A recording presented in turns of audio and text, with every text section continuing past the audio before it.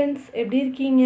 இன்றைக்கி நம்ம விநாயகா கிச்சனில் ரொம்பவே சத்தான முருங்கைக்கீரையை வச்சு ஒரு சூப் தாங்க செஞ்சு காமிக்க போகிறேன்.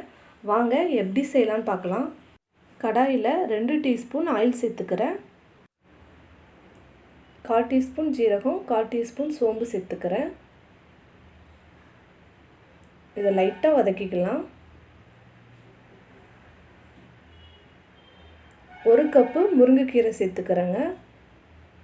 இதையும் எண்ணெயில் லைட்டாக வதக்கி எடுத்துக்கலாம்.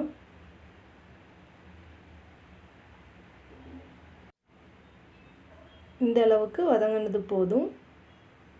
இதில் சூப்புக்கு தேவையான வெஜிடபிள்லாம் சேர்த்துடலாங்க. ஒரு 5 பூண்டை இந்த மாதிரி இடித்து சேர்த்துக்கோங்க. 2 பச்சை மிளகா, 1 தக்காளி பழம் கட் பண்ணி வச்சுருக்கேன். ஒரு 10 சின்ன வெங்காயம். இதெல்லாம் சேர்த்து லைட்டாக வதக்கிக்கலாம்.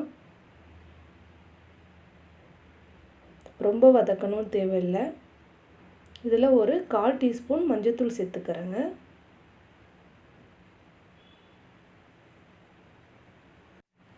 இப்போ 1/2 டீஸ்பூன் உப்பு சேர்த்துக்கிறேன். இப்போ இதை நல்லா மிக்ஸ் பண்ணிக்கலாம். இப்போ சூப்புக்கு தேவையான அளவு தண்ணி சேர்த்துடலாங்க. நான் 2 கிளாஸ் தண்ணி சேர்த்துக்கிறேன்.